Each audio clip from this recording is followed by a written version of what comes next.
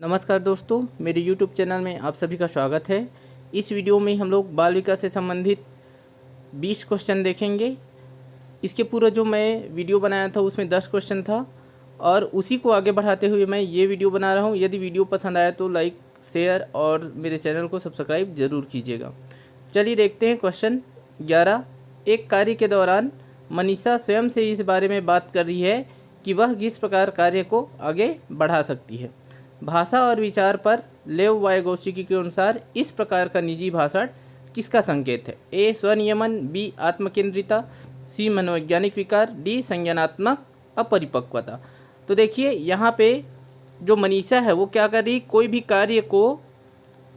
किसी भी कार्य को करने के लिए जो है स्वयं से बात करिए कि वह किस प्रकार कार्य को आगे बढ़ा सकती है। जैसे हम लोग कोई कार्य को करना रहता है तो उसके बारे में मन में सोचते हैं कि इस कार्य को ऐसा ऐसा किस प्रकार से करना है, तो वही चीज़ इसमें मनीषा कर रही है। तो भाषा और विचार पर लेव वाइगोत्स्की के अनुसार इस प्रकार का निजी भाषण किसका संकेत करता है? तो इसका करेक्ट आंसर है आपका स्वनियमन, सेल्फ रेगुलेशन। मतलब इसमें क्या कर रहे हैं, बच्ची जो है अपने कार्य को सेल्फ रेगुलेट करने की कोशिश कर रही है। अगला क्वेश्चन देखते हैं, क्वेश्चन नंबर 12। विशेष कठिनाइयों, मानसिक स्वास्थ्य के मुद्दों, विशिष्ट अक्षमताओं, शारीरिक या विकासात्मक वाले विद्यार्थियों की शिक्षा पद्धति और अभ्यास का वर्णन करने के लिए सामान्यतः किस शब्द का प्रयोग किया जाता है? देखिए, ए एकीकृत शिक्षा, बी विकलांगों के लिए शिक्षा, सी समावेशी शिक्षा, डी विशेष शिक्षा। तो देखिए अगर इसकी बात करें हम लोग तो यहाँ पे एक क्वेश्चन को पढ़िए। इसमें लिखा है कि विशेष कठिनाइयों, मानसिक स्वास्थ्य के मुद्दों, विशिष्ट अक्षमताओं, चाहे वो शारीरिक हो चाहे विकास से संबंधित हो, है ना, ऐसे विद्यार्थियों की जो शिक्षा पद्धति है और उसका अभ्यास का वर्णन करने के लिए सामान्यतः किस शब्द का प्रयोग किया जाता है? तो इसके लिए किसका प्रयोग किया जाता है? स्पेशल एजुकेशन का प्रयोग किया जाता है। इसका करेक्ट आंसर क्या होगा आपका? Special education.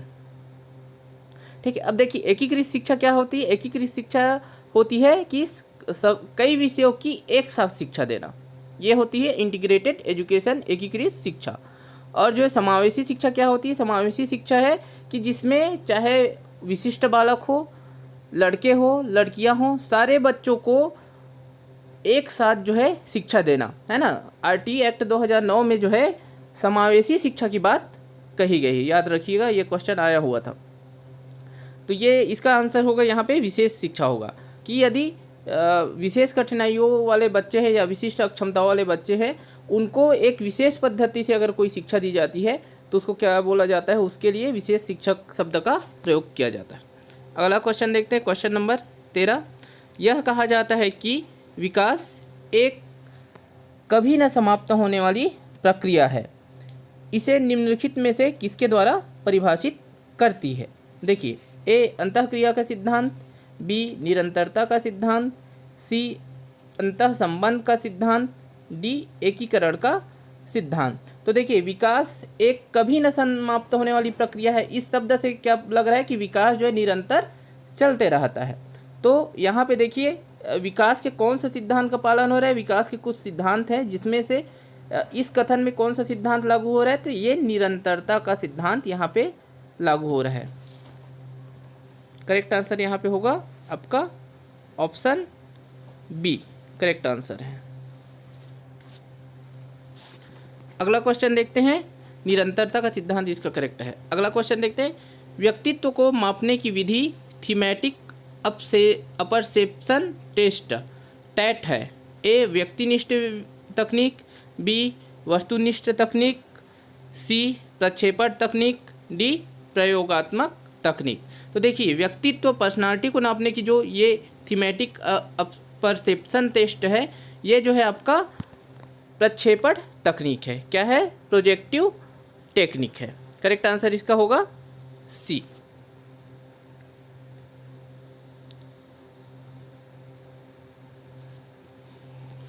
अगला क्वेश्चन देखते हैं, क्वेश्चन नंबर 15। विकास के निम्नलिखित सिद्धांतों में कौन सा सिद्धांत गलत है? देखिए, ए विकास में व्यक्तिगत विभिन्नताएं होती है, बी विकास संयोग का परिणाम होता है, सी यह एक सतत प्रक्रिया है, डी यह अनुमानित है।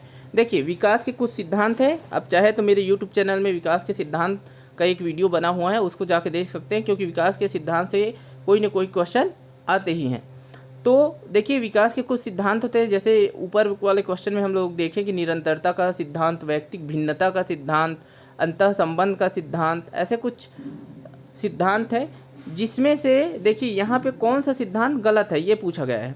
तो देखिए यहाँ पहला है क्या है, विकास में व्यक्तिगत भिन्नता होती है, तो ये तो करेक्ट है, ये क्या है, करेक्ट है। तो इसका आंसर ये नहीं होगा, क्योंकि विकास का ये कौन से सिद्धांत में आते हैं, व्यक्तिगत भिन्नता का सिद्धांत में। बी है देखिए विकास संयोग का परिणाम होता है, तो देखिए विकास जो है संयोग का परिणाम नहीं होता है, विकास जो है संयोग का परिणाम नहीं होता है, ठीक है। मतलब विकास जो है निश्चित होता है, ये जो है संयोग का परिणाम नहीं होता है। तो देखिए इसका यहाँ पे कौन सा सिद्धांत गलत है पूछा है, इसलिए इसका करेक्ट आंसर यहाँ पे होगा ऑप्शन बी जो है करेक्ट आंसर होगा, विकास संयोग का परिणाम होता है। देखिए सी यह एक सतत प्रक्रिया है, तो ये जो है करेक्ट है। डी यह अनुमानित है, यह भी विकास के सिद्धांत में आता है। तो देखिए यहाँ पे करेक्ट आंसर आपका बी हो जाएगा, विकास संयोग का परिणाम होता है। देखिए 16 क्वेश्चन, विकास का अर्थ है ए परिवर्तनों की प्रगतिशील श्रृंखला, बी अभिप्रेरणा के परिणाम स्वरूप परिवर्तनों की प्रगतिशील श्रृंखला, सी अभिप्रेरणा और अनुभव के परिणाम स्वरूप परिवर्तनों की प्रगतिशील श्रृंखला, डी परिपक्वता और अनुभव के परिणाम स्वरूप परिवर्तनों की श्रृंखला। देखिए विकास जो है परिवर्तनों की प्रगतिशील श्रृंखला है, लेकिन उसके साथ साथ क्या है, ये किसके थ्रू होता है, तो देखिए अभिप्रेरणा मतलब मोटिवेशन है ना, तो यहाँ पे केवल मोटिवेशन ही एक ही शब्द का उल्लेख है, तो इसलिए बी ऑप्शन गलत हो जाएगा आपका। सी में देखिए क्या लिखा है, अभिप्रेरणा और अनुभव, लेकिन यहाँ पे मैच्योरिटी छूट गए हैं, है ना, तो ये जो है सी ऑप्शन भी गलत हो जाएगा। डी ऑप्शन को देखिए, इसमें क्या है, परिपक्वता और अनुभव, तो देखिए अनुभव में आपका मोटिवेशन वगैरह भी आ जाएगा, है ना, एक्सपीरियंस चाहे वो किसी के थ्रू हो, तो इसका करेक्ट आंसर यहाँ पे होगा ऑप्शन डी, परिपक्वता और अनुभव के परिणाम स्वरूप परिवर्तनों की श्रृंखला, ये करेक्ट आंसर होगा। अगला क्वेश्चन देखते हैं, क्वेश्चन नंबर 17 देखिए, विद्रोह की भावना की प्रवृत्ति निम्नलिखित में से किस अवस्था से संबंधित है। देखिए विद्रोह ए बाल्यावस्था, बी शैशवावस्था, सी पूर्व किशोरावस्था, डी मध्य किशोरावस्था। तो देखिए विद्रोह की भावना की जो प्रवृत्ति होती है वो किशोरावस्था में होती है, इसको जान रहा है। अब यहाँ पे हमको देखना है कि पूर्व किशोरावस्था है या मध्य किशोरावस्था है। तो देखिए इसका करेक्ट आंसर होगा आपका पूर्व किशोरावस्था। क्या होगा करेक्ट आंसर, पूर्व किशोरावस्था, ठीक है। इसका करेक्ट आंसर आपका ऑप्शन सी हो जाएगा। अगला क्वेश्चन देखते हैं 18, विकास की किस अवधि को अत्यधिक दबाव और तनाव का काल कहा जाता है। तो देखिए ए किशोरावस्था, बी बाल्यावस्था, सी वयस्कावस्था, डी शैशवावस्था। तो देखिए अत्यधिक दबाव और तनाव का काल किसे कहा जाता है, तो ये कहा जाता है आपका किशोरावस्था को। किसे कहा जाता है, किशोरावस्था को। तनाव और तूफान का काल किसने कहा है, तो ये कहा है आपका किशोरावस्था को अत्यधिक दबाव और तनाव का या फिर तूफान का काल किसने कहा है, ये कहा है आपका स्टेनले हॉल ने कहा है। अगला क्वेश्चन देखते हैं,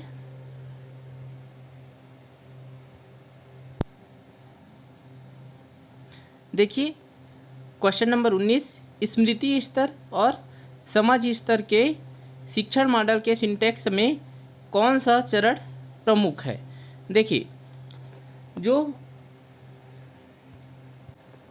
देखिए ऑप्शन ए योजना, बी अन्वेषण, सी सामान्यकरण, डी प्रस्तुतिकरण। तो देखिए स्मृति स्तर और समझ स्तर के शिक्षण मॉडल के सिंटैक्स में कौन सा चरण प्रमुख है। तो यदि हम लोग लेवल ऑफ टीचिंग को देखें, शिक्षण के स्तर को देखें, तो 3 प्रकार के होते हैं, स्मृति स्तर, समझ स्तर या बोध स्तर, और होता है चिंतन स्तर जिसको बोलते हैं, है ना। तो इन तीनों स्तर में क्या है, कौन सा सिंटैक्स जो है प्रमुख है, तो इसका आंसर जो है आपका सामान्य अन्वेषण है। इसका आंसर क्या है आपका अन्वेषण है।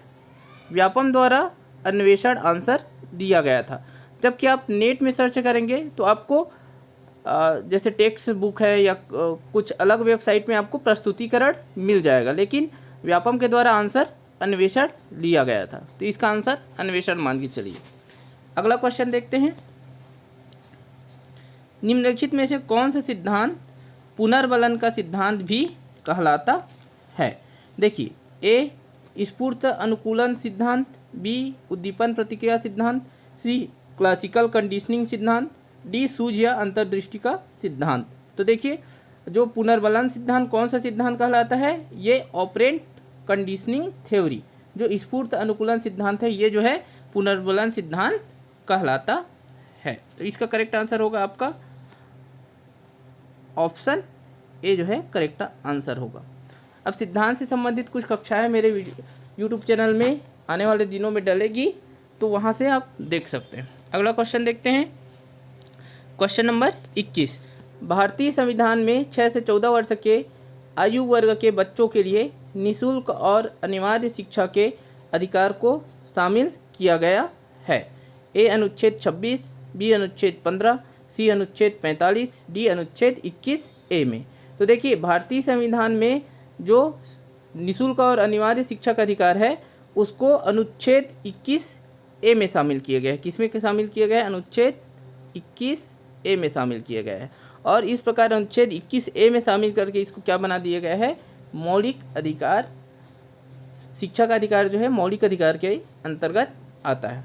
अगला क्वेश्चन देखते हैं, पीआर रेटिंग से आप क्या समझते हैं? देखिए, ए एक मूल्यांकन उपकरण जिसमें किसी व्यक्ति के कार्य का मूल्यांकन अन्य सदस्यों द्वारा किया जाता है, बी यह पीआर ग्रेडिंग के समान है, सी साथियों की रेटिंग कोई भी कर सकता है, डी कौशलों का एक कठिन मूल्यांकन। तो देखिए, पीआर रेटिंग मतलब पीआर का मतलब ही होता है जोड़ा, है ना।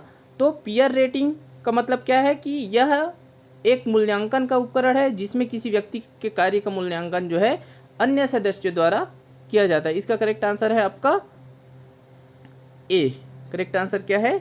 ए, कि ये जो है एक मूल्यांकन का तरीका है या मूल्यांकन का उपकरण है जिसमें किसी व्यक्ति का कार्य का मूल्यांकन उसके अन्य सदस्यों द्वारा किया जाता है ना। अगला क्वेश्चन देखते हैं, क्वेश्चन नंबर 23। विशेष शिक्षा में न केवल विकलांग छात्रों को शामिल किया गया है बल्कि इसमें निम्न भी शामिल है। ए प्रतिभाशाली छात्र, बी खेलों में उत्कृष्ट छात्र, सी मादक द्रव्य सेवन करने वाले छात्र, डी समाज के कमजोर वंचित वर्गों के छात्र। तो देखिए, विशेष शिक्षा में केवल विकलांग छात्रों को शामिल नहीं किया गया है, उसके साथ कौन सा शामिल है? तो इसका करेक्ट आंसर है आपका प्रतिभाशाली छात्र। प्रतिभाशाली छात्र को भी विशेष शिक्षा में शामिल किया गया है। अगला क्वेश्चन देखते हैं, क्वेश्चन नंबर 24। एक 6 से 6-7 वर्ष का बच्चा दूसरों के दृष्टिकोण को स्वीकार नहीं कर पाता। ए क्योंकि वह बहुत छोटा है, बी क्योंकि वह आत्मकेंद्रित है, सी क्योंकि वह बुद्धिमान नहीं है, डी क्योंकि वह कल्पनाशील है। तो देखिए, एक 6-7 वर्ष का बच्चा दूसरों के दृष्टिकोण को स्वीकार नहीं कर पाता है, मतलब वो क्या है? वो आत्मकेंद्रित है, मतलब अपने में ही वो व्यस्त रहता है, अपनी भावना को ही जो है ज़्यादा महत्व देता है, तो इसलिए वो जो है दूसरे के दृष्टिकोण को स्वीकार नहीं कर पाता है। तो इसका करेक्ट आंसर क्या होगा आपका? बी क्योंकि वह आत्म केंद्रित है। जो पूर्व बाल्यावस्था के बच्चे होते हैं वो जो है क्या होते हैं? वो आत्म केंद्रित होते हैं। तो ये देखिए, यहाँ करेक्ट आंसर हो जाएगा आत्म केंद्रित है। अगला क्वेश्चन देखते हैं, क्वेश्चन नंबर 25। बच्चा भौतिक और सामाजिक वास्तविकता की अवधारणाओं का निर्माण करना प्रारंभ कर देता है, यह विशेषता है। ए शारीरिक विकास, बी बौद्धिक विकास, सी संवेगात्मक विकास, डी सामाजिक विकास। तो देखिए, यहाँ पे क्या बोला है कि बच्चा भौतिक और सामाजिक वास्तविकता की अवधारणाओं का निर्माण करना प्रारंभ कर देता है। देखिए, यहाँ पे शब्द यूज किया गया है वास्तविकता, चाहे वो भौतिक हो चाहे सामाजिक हो। यदि केवल सामाजिक होता तो सामाजिक विकास के अंतर्गत आ सकता था, लेकिन यहाँ पे भौतिक भी है, मतलब वस्तुओं से रिलेटेड जो अवधारणाएं हैं उसका भी निर्माण करना प्रारंभ कर देता है। तो देखिए, ये जो शारीरिक विकास तो है नहीं, संवेगात्मक विकास भी नहीं है, सामाजिक विकास भी नहीं, क्या है? बौद्धिक विकास है। करेक्ट आंसर यहाँ पे क्या होगा आपका? बौद्धिक विकास करेक्ट होगा। अगला क्वेश्चन देखते हैं, 26। निम्नलिखित में से कौन सा बौद्धिक विकास का तत्व नहीं है? देखिए बौद्धिक विकास का तत्व कौन सा नहीं है? ए सृजनात्मकता, बी चिंतन, सी सहनशीलता, डी कल्पनाशीलता। तो देखिए इसका करेक्ट आंसर क्या होगा आपका? सी सहनशीलता। ये जो सी ऑप्शन है वो जो है करेक्ट आंसर है, सहनशीलता। बौद्धिक विकास का तत्व देखिए सृजना, क्रिएटिविटी बौद्धिक विकास में है, थिंकिंग भी बौद्धिक विकास है और इमेजिनेशन भी बौद्धिक विकास है। क्या नहीं है? तो टॉलरेंस, सहनशीलता जो है बौद्धिक विकास नहीं है। अगला क्वेश्चन देखते हैं। व्यक्तित्व के संदर्भ में कौन सा कथन गलत है? ए व्यक्तित्व अनूठा व विशिष्ट होता है, बी व्यक्तित्व आनुवंशिकता व वातावरण का संयुक्त उत्पाद है, सी व्यक्तित्व व्यक्ति के अवचेतन और अचेतन व्यवहार में फैला हुआ है, डी व्यक्तित्व केवल व्यक्ति के बाह्य रूप तक सीमित होता है। तो देखिए व्यक्तित्व जो पर्सनालिटी होता है किसी भी व्यक्ति का, वो क्या होता है? तो अगर ऑप्शन ए को देखें तो व्यक्तित्व अनूठा व विशिष्ट होता है, ये तो सही है ना। हमको लेकिन देखना क्या है? गलत देखना है। तो पहला ऑप्शन अब इसका आंसर नहीं होगा। बी देखते हैं, व्यक्तित्व आनुवंशिकता व वातावरण का संयुक्त उत्पाद है, ये भी करेक्ट है। किसी भी व्यक्ति का जो व्यक्तित्व रहता है वो आनुवंशिक भी होता है और साथ साथ उसका जो माहौल होता है, वातावरण होता है, वो भी उसको प्रभावित करता है। मतलब क्या है? आपका आनुवंशिकता व वातावरण का जो है दोनों का संयुक्त उत्पाद है, ये भी करेक्ट हो जाएगा, है ना। और अगर देखते हैं तीसरा, व्यक्तित्व व्यक्ति के अवचेतन और अचेतन व्यवहार में फैला हुआ है ना। तो चेतन और अचेतन, है ना, सब कॉन्शियस और अनकॉन्शियस, है ना, दोनों व्यवहार में होता है, तो ये भी करेक्ट है। अब देखते हैं हम लोग डी, व्यक्तित्व केवल व्यक्ति के बाहरी रूप तक सीमित होता है। तो देखिए व्यक्तित्व क्या होता है? बाहरी रूप भी है, उसके साथ साथ उसका आंतरिक जो गुण है वो भी व्यक्तित्व के अंतर्गत आता है। तो देखिए यहाँ पे करेक्ट आंसर यहाँ क्या हो जाएगा? चूँकि ए, बी और सी सही है, सही कथन है और हमको चूज़ करना है गलत कथन, इसलिए करेक्ट आंसर हो जाएगा आपका ऑप्शन डी, जो कि गलत कथन है। अगला क्वेश्चन देखते हैं 28, निम्नलिखित में से कौन एक बच्चे के सामाजिक विकास को प्रभावित करने वाला व्यक्तिगत कारक नहीं है? देखिए व्यक्तिगत कारक पूछा है ना। सामाजिक विकास को प्रभावित करने वाला व्यक्तिगत कारक मतलब उस जिस बच्चे का हो रहा है सामाजिक विकास उसका स्वयं का कारक। तो देखिए ऑप्शन है ए साथी समूह, बी स्वास्थ्य, सी संवेग, डी बुद्धि। तो देखिए स्वास्थ्य उसका व्यक्तिगत कारक है, संवेग भी उसका व्यक्तिगत कारक है, बुद्धि भी उसका व्यक्तिगत कारक है। कौन सा व्यक्तिगत कारक नहीं है? साथी समूह। साथी समूह कौन सा कारक है? तो ये जो है आपका सामाजिक कारक है। करेक्ट आंसर ए हो जाएगा। अगला क्वेश्चन देखते हैं। लॉरेंस कोहलबर्ग के अनुसार एक कार्य संपादित करना व कुछ करना क्योंकि दूसरे उसे स्वीकार करते हैं नैतिकता के खालिस्तान चरण का प्रतिनिधित्व करता है। देखिए जो लॉरेंस कोहलबर्ग ने नैतिक विकास का सिद्धांत दिया था उसमें एक कार्य को संपादित करना व कुछ करना कि ताकि दूसरे उसको स्वीकार कर सकते। ये कौन सा चरण का प्रतिनिधित्व करता है, मतलब किस चरण को बताता है? तो ए पारंपरिक, बी पोस्ट पारंपरिक, सी औपचारिक पारंपरिक, डी पूर्व पारंपरिक। तो देखिए इसका करेक्ट आंसर होगा आपका पारंपरिक। इसका डिटेल में देखिए क्वेश्चन नंबर 30। दिव्या को 3 पेन दिखाए गए और वह अवलोकन करती है कि पेन ए पेन बी से लंबा है और पेन बी पेन सी से लंबा है। जब दिव्या ने अनुमान लगाया कि ए सी से लंबा पेन है तो वह जीन पियाजे के संज्ञानात्मक विकास की कौन सी विशेषता प्रदर्शित कर रही है? ए क्रमबद्धता, बी संरक्षण, सी सकर्मक विचार, डी काल्पनिक निगमनात्मक तार्किकता। तो देखिए ये इसका करेक्ट आंसर है आपका सकर्मक विचार। क्या है करेक्ट आंसर? सकर्मक विचार, ऑप्शन सी। जब इस प्रकार की चीज़ें होती है तो ये क्या होता है? सकर्मक विचार को दर्शाता है। क्रमबद्धता मतलब क्या है कि क्रम से जमा पाना। संरक्षण मतलब क्या है कि कोई चीज़ को संरक्षित कर पाना। जैसे कि मान लीजिए 2 गिलास है, एक गिलास में आप कांच की गिलास है और एक गिलास में आप पानी लेते हैं, उसके बाद बच्चे को दिखाते हैं, फिर उस गिलास के पानी को आप दूसरे एक पतली गिलास में जो है डाल देते हैं। उसके बाद बच्चे से पूछते हैं कि पानी कौन से गिलास में पानी ज़्यादा था बोल के। तो यदि बच्चा बोलता है कि दोनों में पानी समान है क्योंकि वही पानी है बोल के, तो ये होता है आपका संरक्षण। वहाँ पे क्या दर्शाएगा बच्चा? संरक्षण को दर्शाएगा। तो ये जो है आपका, इसका आंसर क्या है? इसका आंसर आपका सी हो जाएगा, सकारात्मक विचार। तो दोस्तों इस वीडियो में इतना ही। यदि वीडियो पसंद आया तो शेयर, लाइक और सब्सक्राइब जरूर करें। धन्यवाद।